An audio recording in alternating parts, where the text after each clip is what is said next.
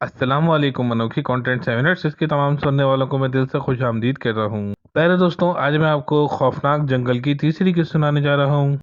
وہ جنگل میں داخل ہوا اور خشک گری ہوئی لکڑیاں اٹھا اٹھا کر ایک جگہ جمع کرنے لگا۔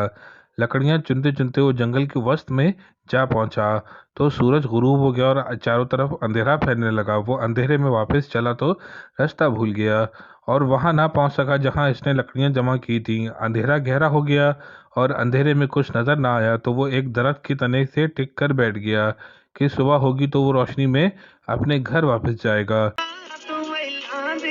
بیٹھے بیٹھے اس نے نیند نے گھیر لیا اور وہ سو گیا۔ نہ جانے رات کا کون سا پہر تھا جب اس کی آنکھ کسی آواز سے کھلی۔ اس نے غور کیا تو گھنگروؤں کے ساتھ گانے بجانے کی ملی جلی آوازیں سنائی دے رہی تھیں۔ وہ آوازیں تھوڑے فاصلے سے آ رہی تھیں مگر اندھیرے میں کچھ نظر نہیں آ رہا تھا۔ وہ حیران ہوا کہ جنگل میں کون ناچ رہا ہے۔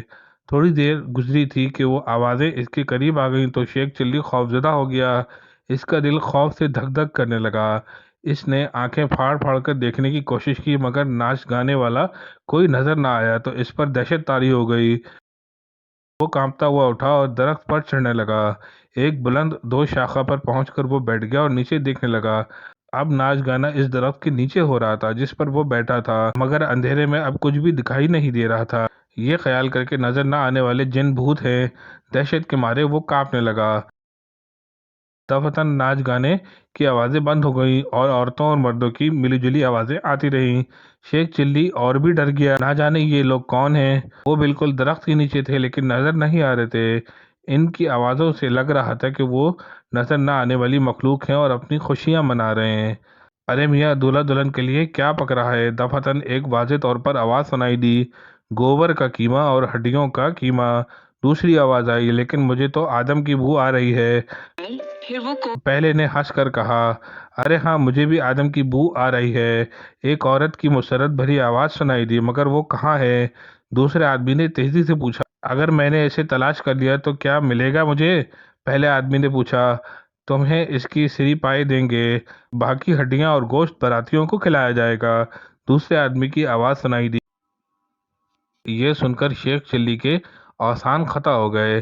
یقیناً وہ غیبی انسان اسی کے بارے میں بات کر رہے تھے کیونکہ وہ آدم تھا۔ نہیں، میں تو اس کا کلیجہ کھاؤں گا، پہلے آدمی نے کہا۔ پھر اس نے بلند آواز سے کہا کہ تم کہاں ہو آدم؟ جواب میں شیخ چلی دہشت کے مارے کچھ نہ کہہ سکا۔ خوف کی شدت سے اس کا گلا خشک ہو چکا تھا، سارا بدن پسینے میں تر ہو گیا تھا۔ وہ یہیں کہیں ہے، اس آدمی کی بو بالکل ہمارے قریب سے آ رہی ہے۔ کسی عورت کی آواز آئی، ٹھہرو، اس درخت کو گراتی ہوں، پھر وہ نظر آ جائے گا۔ پیارے دوستوں، یہ تھی خوفناک جنگل کی تیسری قسط۔ اگر آپ کو یہ قسط اچھی لگے تو اس کو لائک کیجیے، شیئر کیجیے اور میرے چینل انوکھی کنٹینٹ 7 منٹس اس کو ضرور سبسکرائب کر دیجیے گا اور ساتھ میں بیل آئیکن کا بٹن لازمی پریس کر دیجیے گا تاکہ میں آپ کو خوفناک جنگل کی بقیہ قسطیں بر وقت سنا سکوں۔ جزاک اللہ، السلام علیکم۔